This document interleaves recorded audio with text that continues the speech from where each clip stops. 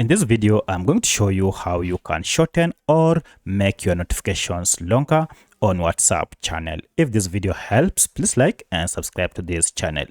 Alright, so if the time period for your vibration notification is long and you wish to shorten it or vice versa, it's pretty simple. You can do this on your WhatsApp channel. First, go to your channel and then tap on it to extend or expand these extra features. From here, head to notifications, and under notifications, go to vibrate. Currently, you can see vibrate is on default, and here you can shorten the vibration period by choosing shorter, or if you want to lengthen the vibration period, you can also choose long vibration. So this will mean your notification will vibrate for much longer time. Once you have made your choice, now just confirm the changes by tapping on OK here. So that's how you can lengthen or shorten vibrations on your WhatsApp channel.